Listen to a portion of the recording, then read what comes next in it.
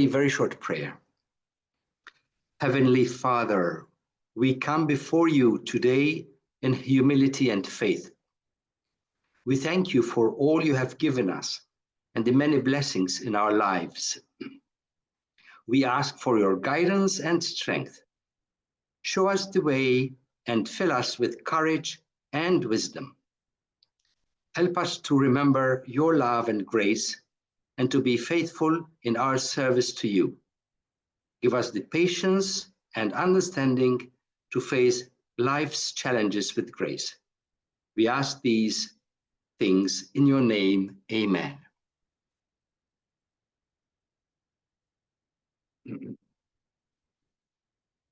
You tell me, Father Roberto, when I... Well, yeah, you can go ahead, Father, and tell us about the book, how the book came about, and then about your years with Pope Benedict, please. So I greet you from the distant city of Rabat in Morocco. I'm very glad to extend my cordial greetings to all of you who kindly accepted to join in this Zoom meeting for the presentation of the publication that bears my name with the title, My Days with Benedict XVI. So my respectful regards go to Father Roberto Cid, who is the main promoter of this initiative. And I would like to express my deep appreciation to him and to the members of the group who meet regularly to read and comment books of Catholic inspiration, hoping that other parishes follow your praiseworthy activity. Furthermore, I wish to greet my family, Xuereb family in the United States, Xuereb, or my sister in Malta, who kindly accepted to join this meeting, which is intended to honor the distinguished figure of Pope Benedict XVI, whom I had the great privilege to serve and to live in close association with for 5.5 years. Conscious of the magnitude of this precious gift, which I humbly received without personal merit, I wish to share its significance with those who hold dear to the Pope Emeritus. I begin by speaking briefly about how the book came to be. From the very first day I arrived at the pontifical apartment, deeply emotional as you can imagine, Pope Benedict's paternal style was immediately evident from the way he made me feel welcomed, not only in my new professional role, but also as a member of his inner pontifical family. He took interest in me as a person and in my cultural and native roots, and inquired about my studies, my seminary training, as well as my family. He also wanted to learn about some characteristics of Maltese traditions, and in particular, those related to the Christmas and Easter festive seasons. I remember that he was very intrigued when I told him that on Christmas night, the boys and girls of the catechism classes parade in procession with the statue of baby Jesus, singing and creating an atmosphere of jubilation.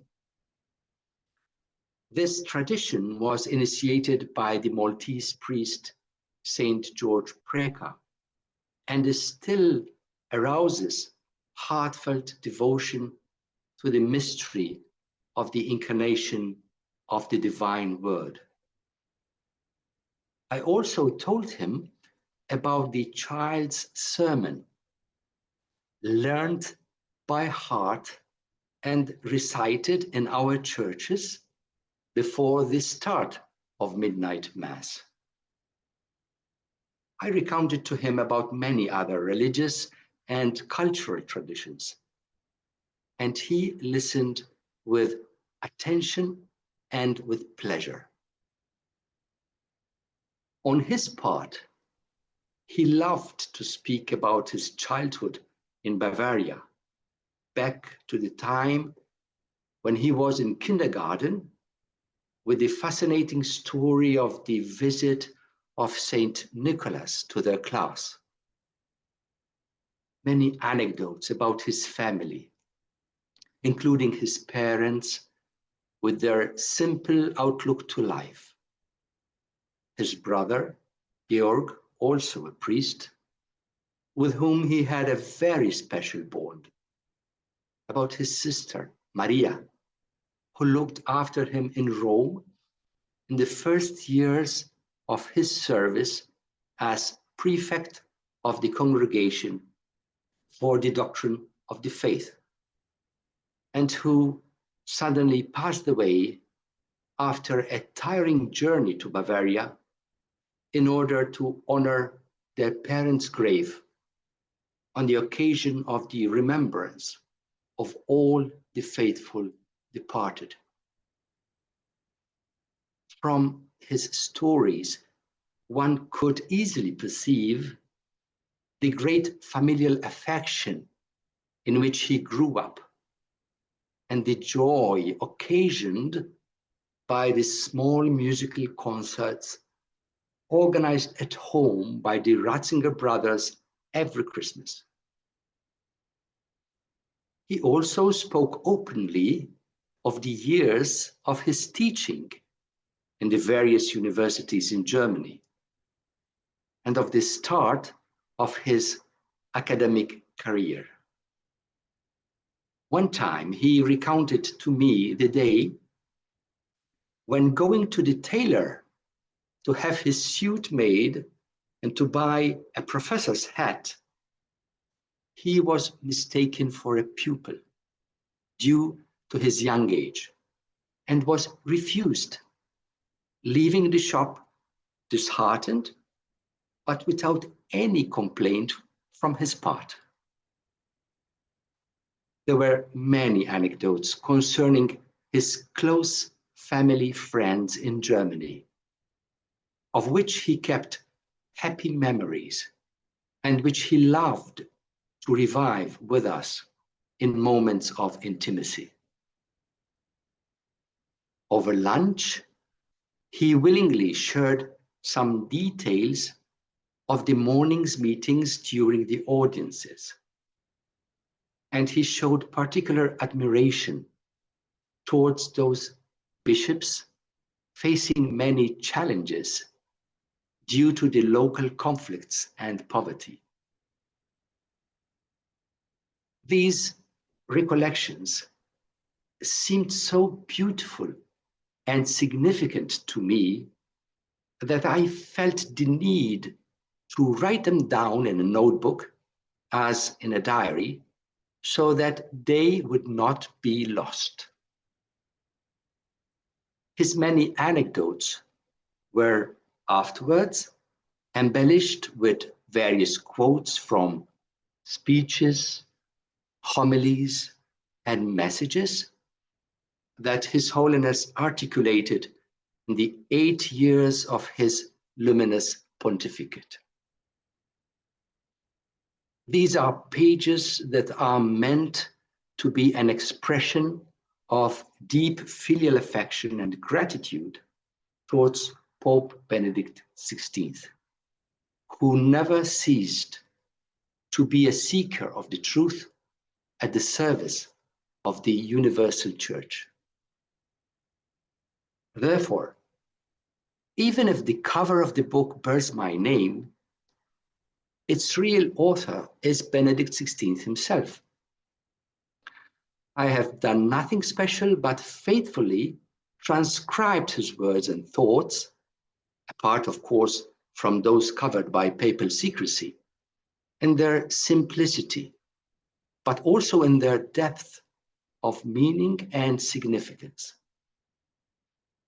These he chose with enormous generosity to pass on to us privately, to which are added excerpts from his public addresses as Supreme Pontiff. It seemed to me a duty to share publicly the touching stories that I had the privilege of listening to directly from the mouth of Pope Benedict in moments of fraternity. I thought that the details of the conversations at table on ordinary days, the delicate attentions for the people who served him closely at different times of the day, the very unique relationship with his brother, the atmosphere of Christmas Eve in the intimacy of the small family of the pontifical apartment, as well as witticisms, love for animals, together with songs and childhood memories. I thought these will help to better discover the human and spiritual profile of this great man and appreciate more deeply his qualities of the true spiritual shepherd he was. The original book, written in Italian, has been translated into a number of main languages, which will be published in the near future. I was flattered when the reviser of one of these texts confided to me that he had come to know Benedict XVI in a new way, much more beautiful than he had hitherto perceived. In fact, the main purpose of my publication is this. While I do not pretend to impose my idea and image of Pope Benedict on anyone, I would simply like to say to the readers, here you are. This is the man I had the privilege to know. It is not intended that by the end of reading the book, readers will have discovered confidential information affecting the historiography of a pontificate. Rather, the purpose of the book is to reveal the sensitivity and mannerisms, and therefore the soul of a pontiff whose public image is only known mostly in a partial way, if not also distorted by inevitable simplifications or misconception, uninformed or otherwise. Among the events recounted in the book, I could not but include the intense moments at the time of his abdication, lived with admirable inner peace, fruit of his intimate union in faith with God. It is my wish with this publication that the decision to renounce to the pontificate appears in the right light. It was not, as has been heard, a lack of courage. Instead, it was an act of love for the Church. I experienced firsthand the audacity of this decision, and I can bear witness to it. I am fully aware that mine is a very small contribution, but also that it has value in its authenticity. Every time I went to Rome in recent years from Korea, where I have been serving as Apostolic Nuncio, I made it a point to visit him at the Mater Ecclesiae monastery, where he lived in his retirement for about 10 years. And each time I sensed the gradual failing of his health. But the sweet gaze and expressions of affection with which he welcomed me each time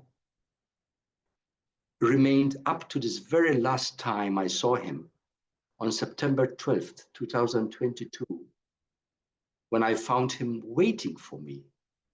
I say anxiously waiting for me in the living room, sitting in a white armchair. They will remain with me forever in my heart. I lived his agony in recollection and prayer, asking God to assist him in those sacred moments of his long life. When the news of his death arrived, I felt the certainty that there was a great celebration in heaven and that Our Lady went to welcome him at heaven's door to bring him closer to her son Jesus, whom he had served with wisdom and humility. During the Mass, which I celebrated a few moments later in one of the parishes in Seoul, I encouraged the faithful to ask for graces through the intercession of Benedict XVI, because we had another saint who prays for us from heaven. Dear friends, I earnestly hope that the positive tone and the atmosphere of serenity that emerge in the stories contained in the book, enriched by a substantial photographic collection, offer a pleasant read and spur us to imitate the humanity, simple and rich at the same time, and imitate in particularly the Christian virtues of Benedict XVI. I'm sure that his legacy will remain precious over time, and his authoritative and never trivial thoughts will continue to be a sound reference for many. Last November 25th, at the conclusion of the presentation of my book in Maltese language, held at Il Hajar Museum in my hometown, I had the pleasure to donate some objects connected to Pope Benedict XVI for their preservation and their enjoyment by the public in his memory. So please allow me to conclude by expressing my heartfelt thanks to Sophia Institute Press for agreeing to publish my book in English and take care of its distribution with their usual professionalism and dedication. I am now available to answer any questions from you.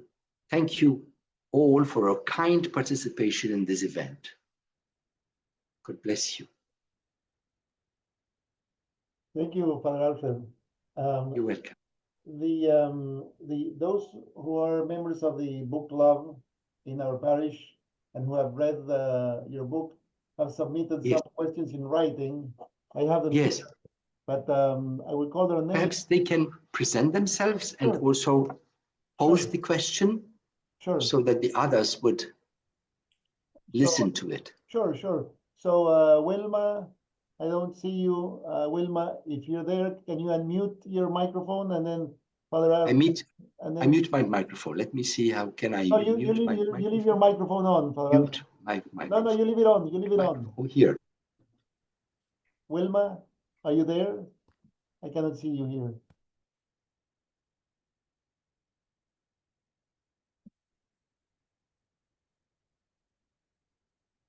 Wilma. So I'm going to read to you what I don't see Wilma. I'm going to read to you what she has written and forwarded to me. So this is from Wilma Maranan, who is a nurse at Mount Sinai Medical Center, an ICU nurse at Mount Sinai Medical Center, and a parishioner here at St. Patrick's.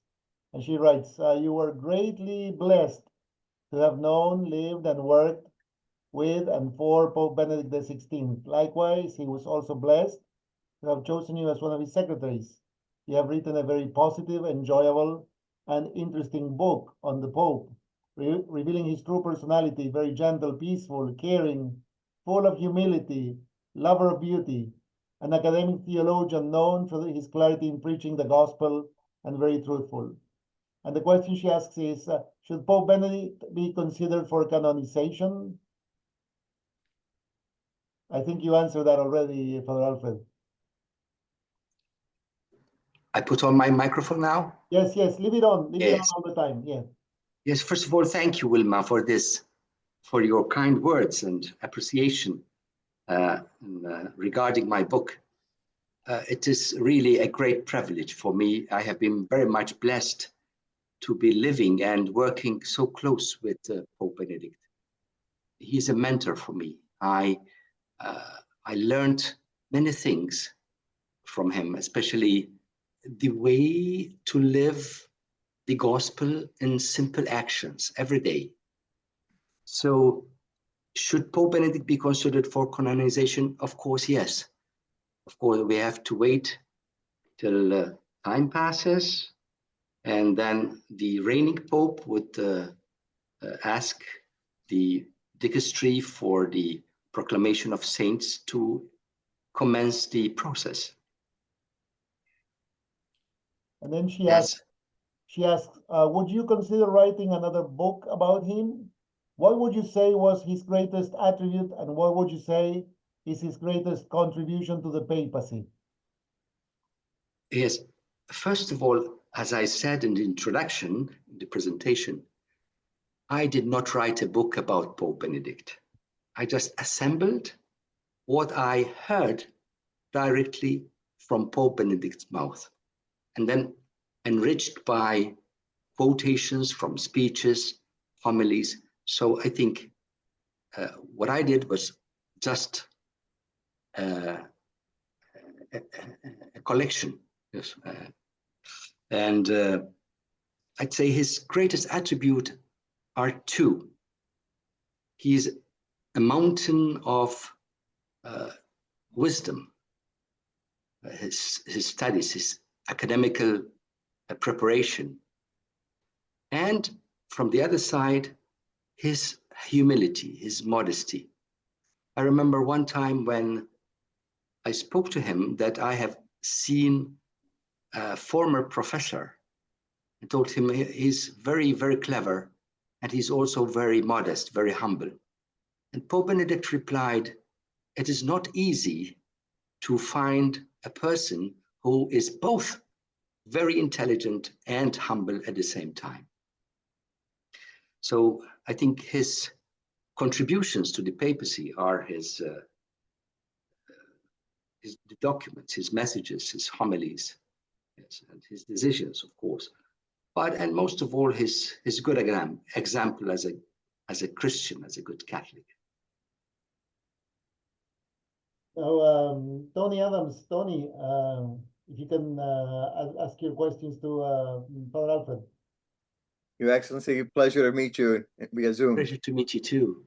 Thank you. Thank you. book. It was phenomenal, really phenomenal, and full of joy to read about Pope Benedict's life. I have some questions about yourself, and that is, what was your most memorable trip that you took with Pope Benedict, and why? Well, all the trips, Tony, all the trips were meaningful. I was very honored to accompany the Pope during this wonderful experience, because when you see that the crowds are really enthusiastic to receive the leader of the Catholic Church, and their devotion, especially in moments of prayer, It's something incredible. I should say, being very patriotic, that the most memorable one is when the Pope Benedict visited my country, when he visited Malta. Of course, I was very proud that he came to my country. And I think he was very happy about the way our citizens, the people, welcomed him. Thank you. Yeah, along the same lines, I am of Cuban descent, and Yes. I know that Pope went to Cuba, and you detail that in your book. But not Yes. much was written about Fidel Castro and the Pope's interaction with him. Would you be able to give us a little insight? As you know, Tony, Fidel Castro, when Pope Benedict visited Cuba, Fidel Castro had already retired. So he was involved because he personally wanted to come to the embassy of the Vatican, the Nunciature, just to say hello to the Pope. And it was a private meeting. So we were not allowed to enter into the room. So only the photographers at the end of the meeting. But I remember Pope Benedict returning to the Vatican. He said, well, Fidel Castro inquired about my books and he would like to receive some of my books. So Pope Benedict gathered I remember three books, I think about social teachings of the church, and he immediately sent them to Fidel Castro. This is what I remember. And on a lighter note, you one of the things you recount about Pope Benedict is his likes of cherries, and he used to pick out 7 cherries and wait for the pits. Is there any medicinal value to it, or is it just because Tony, he likes cherries? yes. Well, from time to time in the cherry season, we had cherries. I don't know if he took 7. Most probably he took more than 7. But what struck me is that once he put the bones straight like soldiers. But I couldn't understand the reason why. And then at the end, he started counting them. It was easier putting them in 5s. 1, 2, 3. So I had 15. So he stopped. See, he was so keen in not exaggerating during lunch that he also had this very refined way of not eating too much cherries. You can do that too. Okay. Thank you. You're welcome, Tony. So, Maribel de Leon. Maribel, are you there? Maribel, Unmute yourself, Maribel. I don't see Maribel. Here, I'm going to unmute you, Maribel. I'm muting, it's fine. Oh, here you are, Maribel. Hi, Monsignor. Thank you so much for the gift of this book. It was truly a beautiful experience to read it. Honestly, your humbleness, together with Benedict's humbleness, gives this book, it makes this book a pleasure to read, really. Thank you. I was wondering, you describe your relationship with Pope Benedict as one in which for 5.5 years, he showed genuine interest, genuine respect, and care for you. He did. It must have been very hard to suddenly have to leave them. And I perceived that in your writing at the end, towards the end of the book. How were you able to adapt to the emotional separation from someone who personally and professionally had such an impact in your life? Well, thank you, Maribel. Well, when Pope Benedict called me 2 weeks before the public announcement was made on February 11th, and I think he called me to his office 2 weeks earlier, which means February 4th, perhaps, or February 5th. Of course, I was heartbroken. I was I was lost.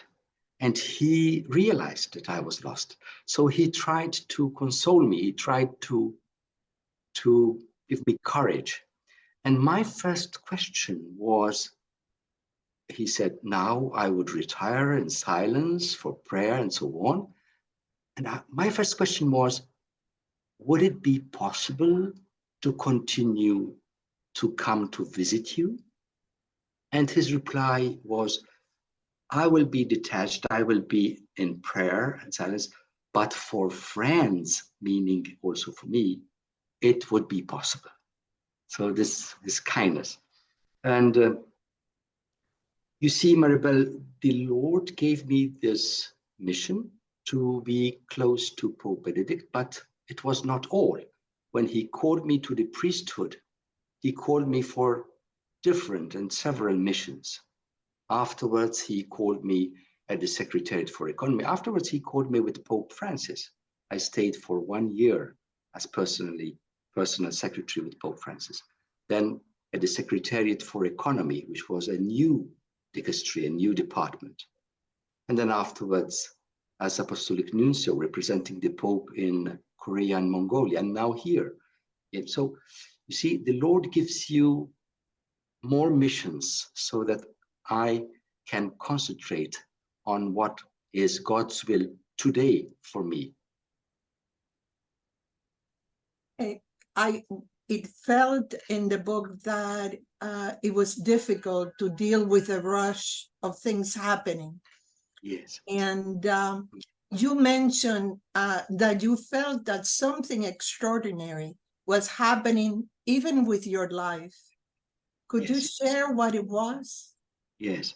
Well, when I was in that moment of February 5th, when Pope Benedict anticipated to me, it was a very heavy secret to keep for 2 weeks. He immediately saw that I was disorientated, and he told me, but you will go with the next Pope. Twice he said that. You will go with the next Pope. So I didn't know how this could happen. And when my superiors called me at Castel Gandolfo, because we flew from the Vatican, Pope Benedict left the Vatican, the papal apartments forever. We flew to Castel Gandolfo, the summer residence. And when they called me, said, Pope Francis is waiting for you because he is opening himself the letters he's receiving. He has no secretary. So at that time, I realized that what Pope Benedict had suggested to me, you will go with the next Pope, was coming to life. It was true, becoming true. So I was very emotional, starting a new experience with another Pope. Thank you. Thank you for sharing. Welcome, Mirabel. So, Noemi? Noemi? Yes. Nice to meet you, Father Alfred. Nice to meet you. You have a Spanish name, Aguero. Yes. Yes, original from Spain, but I live here in Miami Beach. So yes, thank you very much for writing the book and also for give us this opportunity to share with you. It made more special. So I enjoy a lot the book because every pages I perceive like a lot of respect and harmony between you and Pope Benedict XVI. So my first question is, does Easter or Christmas bring to you remarkable memories with Pope Benedict XVI? Yes, of course. Every time Christmas comes, especially when the season of Advent begins, we used to receive this Advent crown ring. So I miss that. I don't have it anymore. And I miss the atmosphere, the very Christmas atmosphere, which Pope Benedict created around us. We used to gather around the Christmas tree, and below the Christmas tree, this baby Jesus statue was very old. and we used to sing carols in different languages, in Latin, in German, in Italian, in English sometimes. It's very, very beautiful, very nice. I know that some are like a very unique that Pope Benedict XVI did with you and the closest people. But are you planning to practice those activities? Like no, in general, like in the church. I'm talking about like a very private activities that he did. Well, I don't know exactly what you're referring to, but he taught us to be humble. For example, I can tell you that For at example, table, yes, yes. tell me. And the book said that you sing some special songs when for the nativities and all. Yes. Basically, is I'm referred to. Unfortunately, when I changed the world practically, I was living in an environment which was very different. When I went to Korea, for example, what is Christmas for the Korean people? Yes, for the Catholics, yes, it has a meaning. But for the others, what does Christmas mean for the Moroccan people? So Okay. you have to adapt to the situation. You have to find other ways to celebrate Christmas. But one thing which I would like to continue to do is that while we were at table and perhaps we mentioned somebody, if any one of us passed even the smallest judgment on that person, he used to let us know that he is not happy with that because Yes. he wanted that our conversation was in charity, was in love, but never any judgment towards anybody. I think there are so many teachings that I would like to put into practice. For example, this one. Okay, thank you. For example, two here were my neighbors in my Yes. summer house. And it could be spontaneous that I speak badly about them. That's why I don't speak badly about. I think they are laughing. Of course, I'm joking. Yes. Okay. Yes. Any Thank other you. questions? Yes, I have some additional questions. You mentioned in your book how you used to pray the rosary every day, walking with the Holy Father. Can you share with us additional insights into the Marian piety of Pope Benedict? Was there any Marian vocation that he had a special devotion to? He had a very special devotion to the Virgin Lady. I remember that, especially at the end of the month of May, he used to call certain persons, consecrated persons, and we used to make the Mai Andacht, which is a devotion at the end of May. He liked with procession, prayers, and singing. And I remember that he liked crowning the statue of Our Lady. He liked that. And to understand a little bit about Pope Benedict's devotion to Our Lady, please try to watch the video when Pope Benedict was in Fatima and he placed the golden rose in front of the statue, and then he stopped for a very long while, like a boy, like a child, in front of his mother, asking pardon. He was so much in a profound meditation that the master of ceremonies had to go close to him and call him back to his seat to continue the ceremony. Try to find this video when he was in Fatima in front of Our Lady. Mm-hmm. Could you please share with us a little more details about the Pope's relationship with his brother? You mentioned how deep it was. And did he have any other childhood friends or longtime friends who would visit him? Yes. With his brother, he had a very, very special bond. One day, the mayor of Castel Gandolfo offered Monsignor Georg Ratzinger, the Pope's brother, the honorary citizenship of Castel Gandolfo. And the Pope made such a beautiful speech, praising his brother in front of everybody, saying that he is my mentor. They used to call each other every evening. And I am sure that he asked him a lot of counsels from his brother. And I am sure also that he spoke to him about the decision of abdicating from the papacy. They were very, very close. They are two bodies, one soul. He had friends from Germany. They used to come from time to time, but he also had friends from Rome. When he came to Rome, when he went to Rome to be to participate in these Vatican Council II, he made friends with the family, and he remains friends till the end. So from time to time, he used to call them and tell them, come over, let's enjoy some tea together and chocolates together. So he was very loyal. When he started a friendship, he was very loyal to it. I remember, Father Roberto, that during Christmas, we had different cribs. And one of the cribs was his own personally. So he used to enter the dining room, stop in front of the crib, and start touching the statues, the statuettes, saying, this was given to me by that person. This was given to me by that person.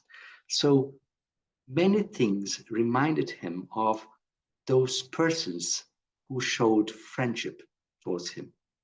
And he kept alive this friendship.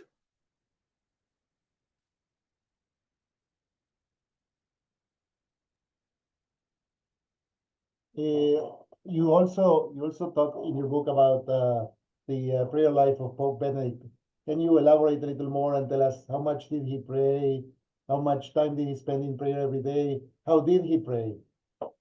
Well, he was very in great recollection, of course.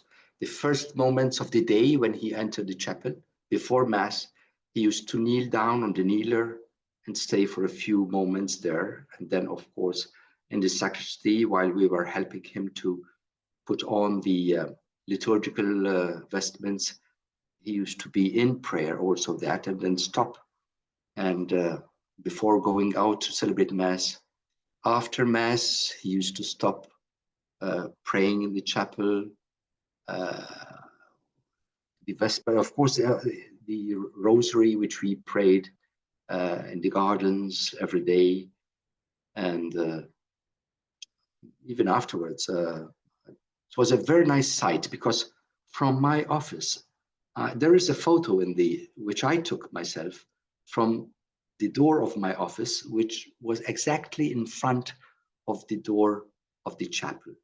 And it was so nice a scene to see the Pope praying for us. And one of my duties was to collect those intentions. For example, people used to write to the Pope and say, my husband has an illness, please pray for him. And I used to prepare small pieces of paper and leave them on the kneeler. He used to keep them, because the kneeler had a drawer. He used to keep them in the drawer, and from time to time, he used to take them out and continue to pray. And when I remember there was one from Malta one time, and afterwards, he asked me, do you know this person? I said, yes, I do. Please tell him that I am praying for him. And after 2 or 3 days, he also asked me again, do you have any news about that certain Mario who had these very bad health conditions? So he continued to pray also for them afterwards.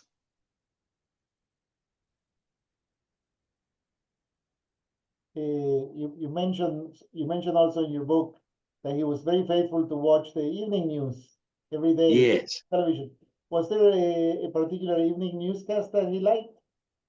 According to it was very convenient at the end of dinner, of supper, that at 8 o'clock there was a news bulletin. So we used to enter the TV hall, the TV room, watch it was an Italian national station.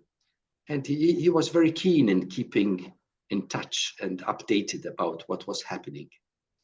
And so we used to watch the news together.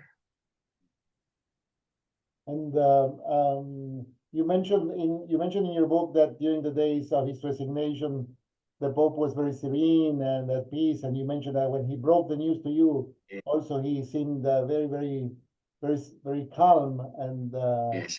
and that struck you. Now, could you please share your emotions and thoughts and feelings on the day before he announced his resignation? You mentioned when he broke the news to you, but on the day before he announced the resignation, on February the 11th, on that very day, and then during the helicopter ride to Castel Gandolfo at the end of February.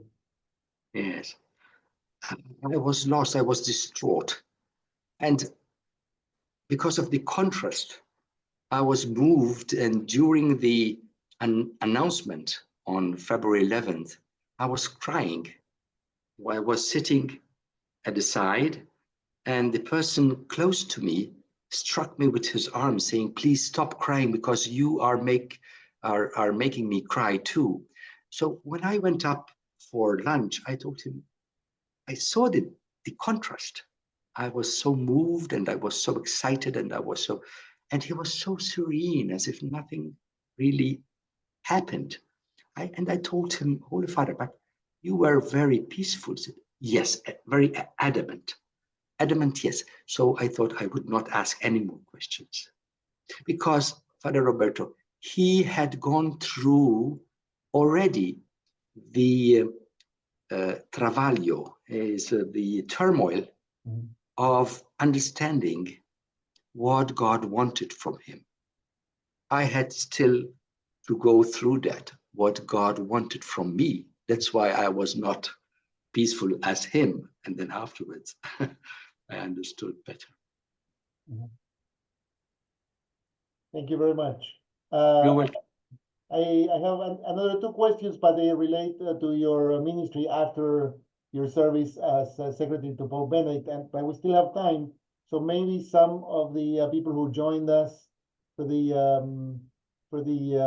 Zoom meeting would like to ask a question of Father Alfred.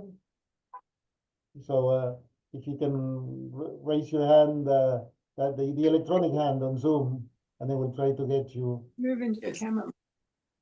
Yes. Yeah, Henry and Glenys. Yeah, go ahead. They live in Austria. They live in Salzburg, Austria. Father Alfred, I know that Pope Benedict played the piano. He did. Can you tell us what role playing played in his life? Did he find time to practice? Did he just play pieces over and over that he knew, or did he look for new ones?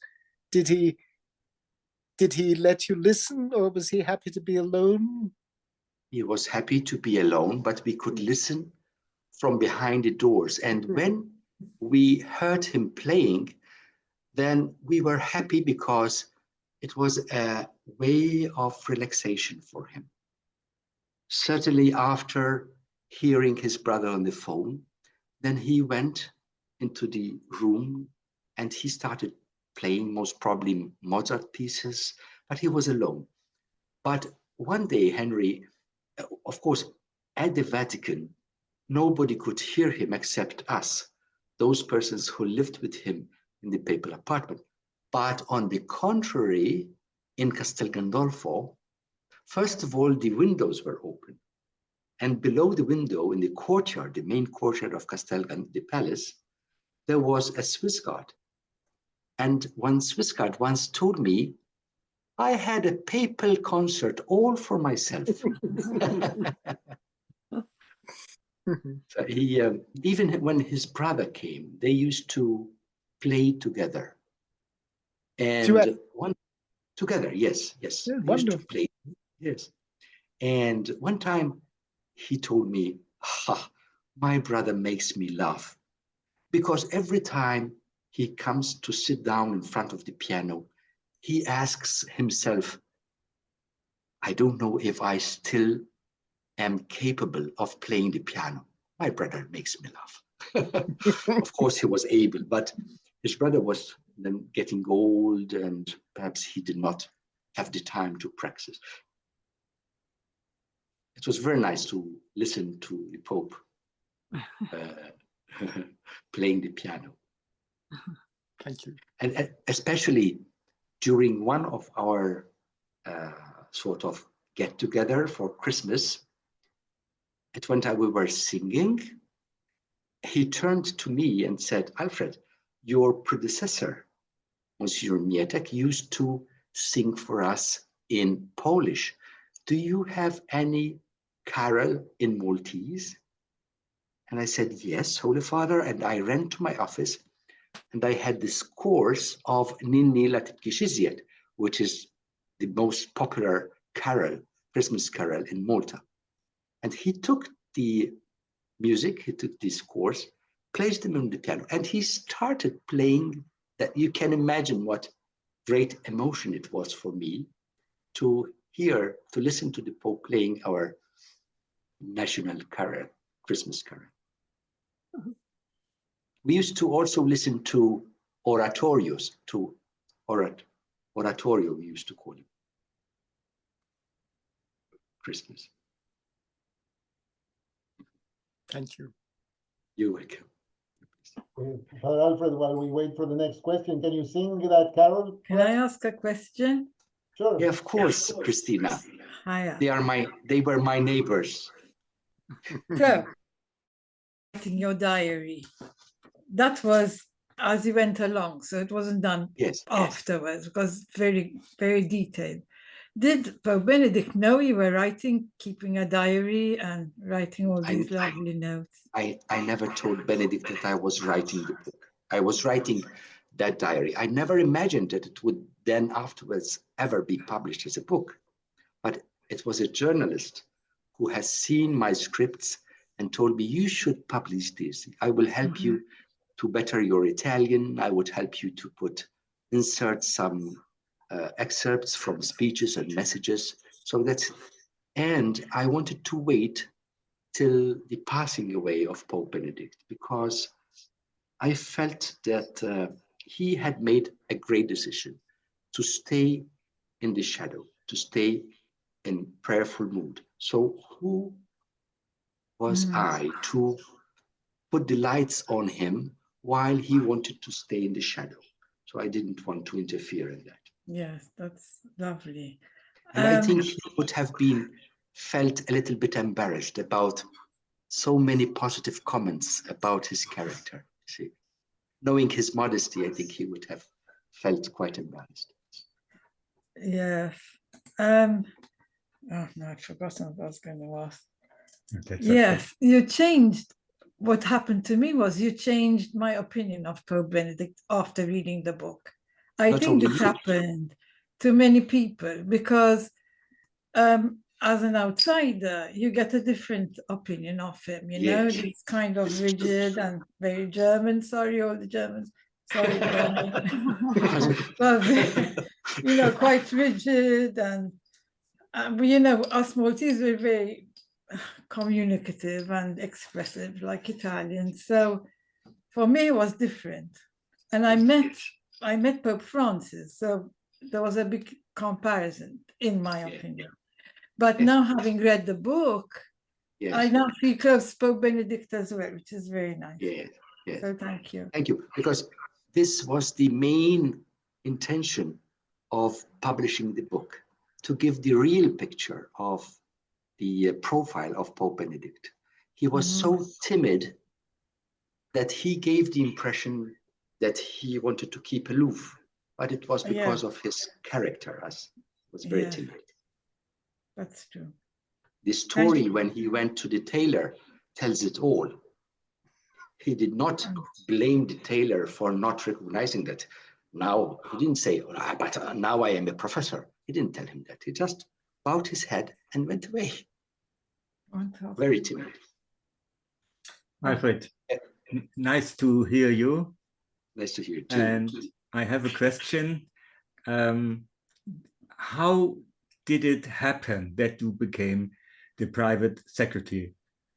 Is there a process with many applicants, or did he just pick you?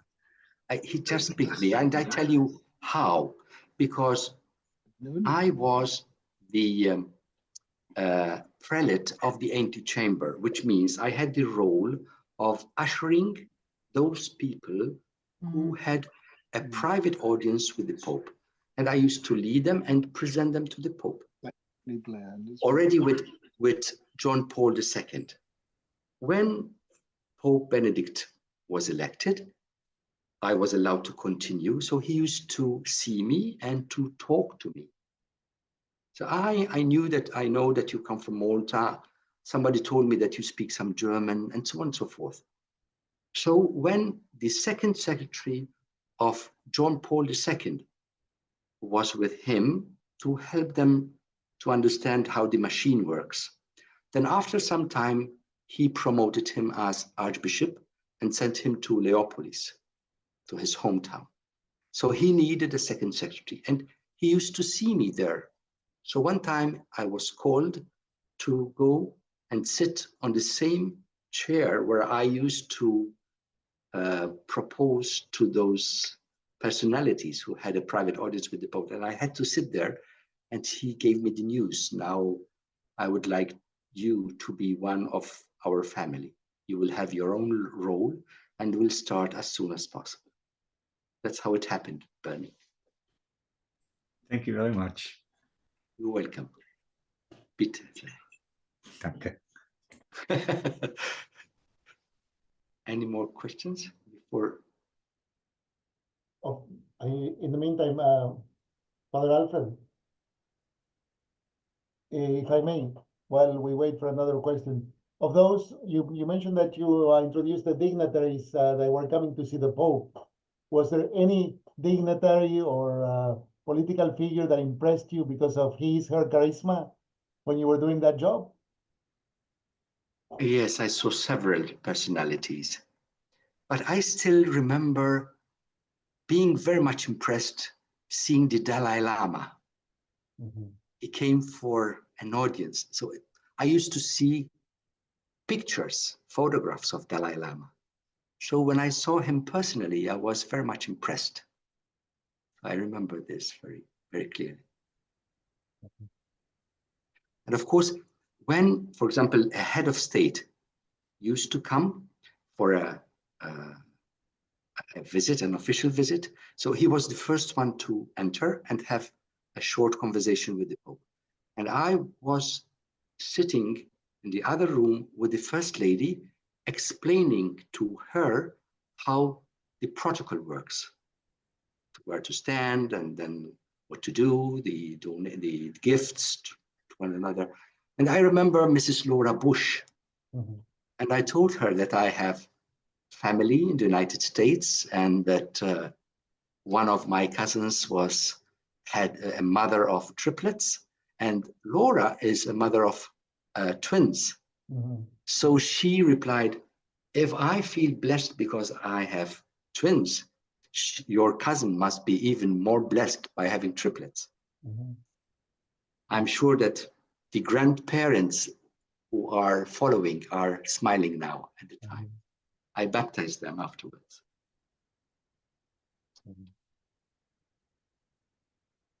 Do we have any other questions for Father Alfred?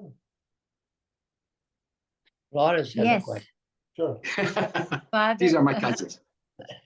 we enjoyed the book very much, and I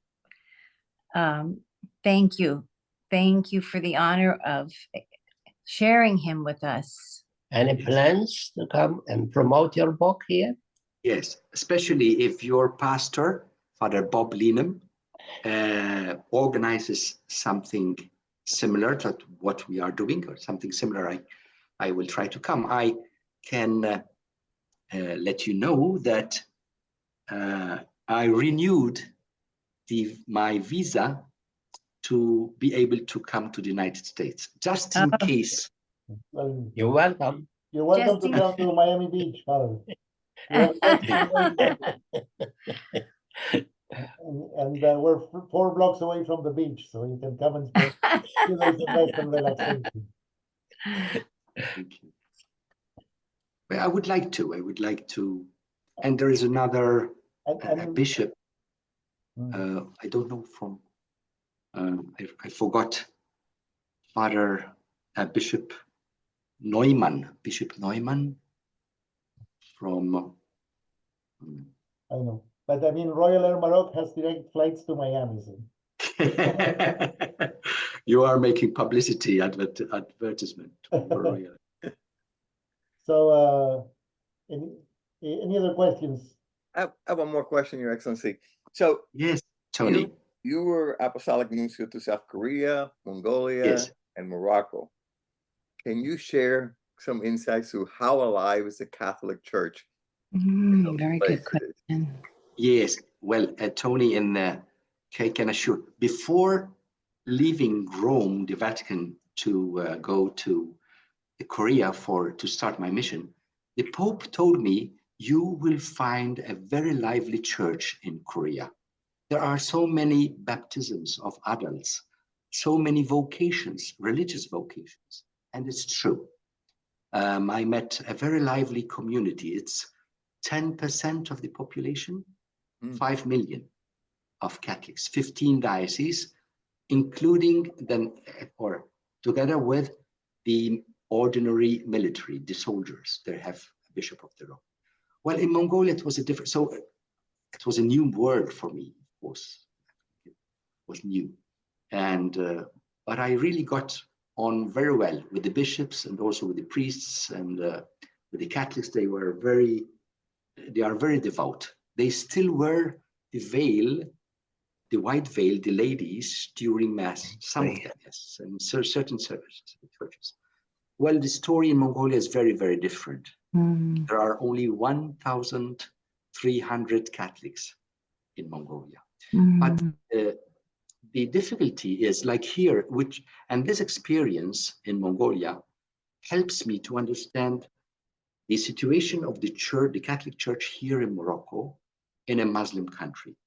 Well, in Mongolia, people would tell you, I really like the gospel very much, especially the parables of Jesus, especially the one when Jesus leaves his 99 sheep to go and search for the lost sheep. I like that very much. But I cannot become a Catholic because nobody in my family is Catholic. The Catholic faith is looked at as if it's a foreign mentality, a foreign culture. So as if you are cutting something between your family traditions and the new traditions of the Catholic faith, which reminds me of the words of Jesus when he said, if you love your father and mother more than me, you are not suitable to be my disciple. So in that case, I think they had to decide in favor of Jesus, although they found some obstructions from their family members because they adhered to a new faith, a new religion.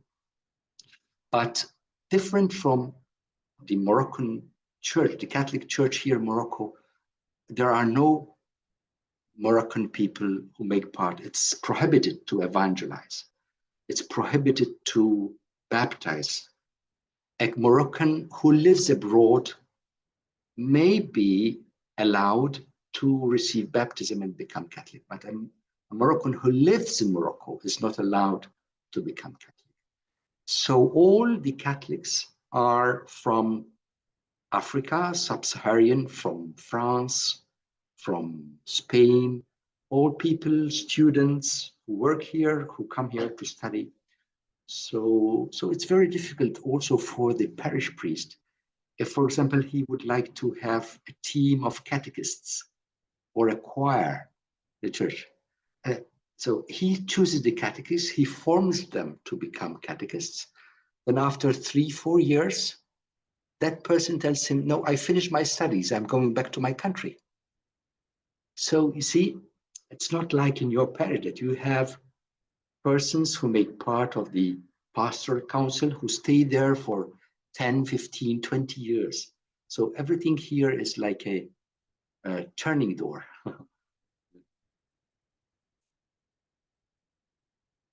Thank you, Excellency. Totally. During your time in Korea, Father Alfred, were you two questions? Were you able to learn Korean, and did you have a chance to visit North Korea? Yeah. Well, I tried to learn Korean. I learned how to celebrate Mass in Korean, but I really never learned how to converse, how to speak Korean, only a few phrases. I know how to read and I know how to write in Korean. But unfortunately, it's so complicated and they have different ways of saying the same thing according to the person who you are talking with. I had and I have the North Korean people very much in my heart because I know that they are suffering a lot. But I never had the permit to visit North Korea, especially being the representative of the Pope in South Korea. I remember one time when the Catholic bishops of South Korea made a collection and they gave it to the Pope through the Apostolic Nunciature to send it to North Korea. The answer was, if this money is coming from the United States or from South Korea, you can keep it. We do not want it. Mm. So I had to tell the Korean bishops, what do you want to do? Shall I give it back to you or leave it for the Pope's charities? And they left it for the Pope's charities. The Holy See also tried, the Vatican also tried to send for free vaccinations against COVID-19. So we had contacts with some North Korean ambassadors and told him about our intention to send gratuitously these vaccines. There was no answer, no yes and no no. So you see, it's a very closed country. Mm. Mm. And I'm pretty sure that people are really very, very suffering a lot in that country. Please pray for them. Mm.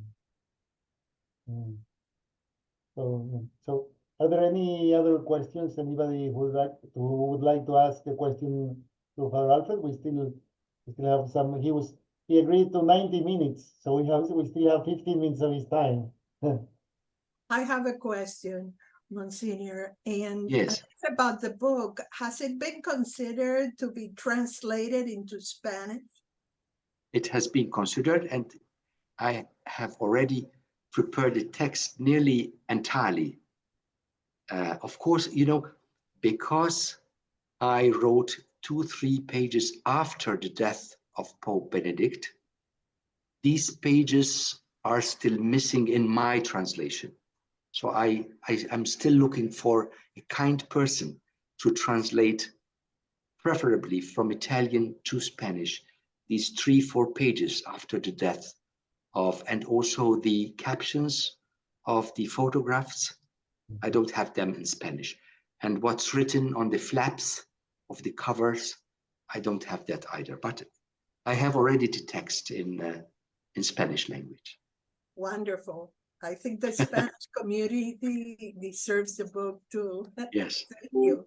I will write an email to the St. Paul's publications to ask them at what point they are with finding an editor ready to publish the book in Spanish.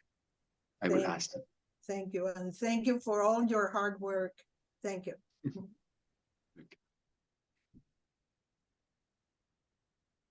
So,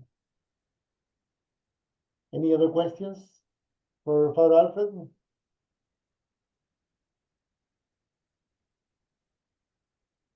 So So please Father give Alfred, my I had a word to say. Thank you so much for this beautiful presentation, Your Monica? Eminence. Yes, Monica. I'm Monica, part Monica. of the the separation club. of St. Patrick.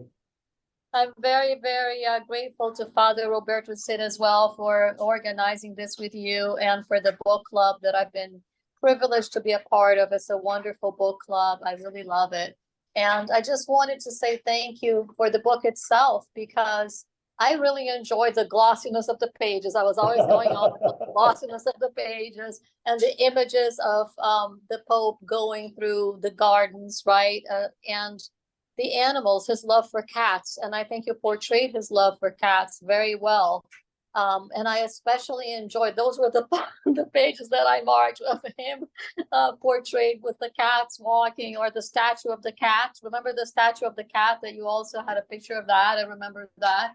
And it was just everything about the book. It's such a beautiful book to hold. Like the pages are so glossy. It's beautiful, like it's a work of art. It's not just your words, but everything that puts it together. So I just wanted to express my appreciation. That's my merit, Monica. I'm sorry? That's not my merit. The merit of the St. Paul's publications. They are really artists in putting things and choosing the type and the font and the colors. They are really very, very good. And not only love for the cats, but for all animals. You know, for example, that we could not tell him any joke in which an animal got hurt or dies. He would not appreciate it, even if it was a joke. He also liked the goldfish. You remember reading about the goldfish. He used to love it when he threw these cubes of bread in the pond, seeing them jostling in the water. He said, oh, they are feasting. They are making a feast celebration.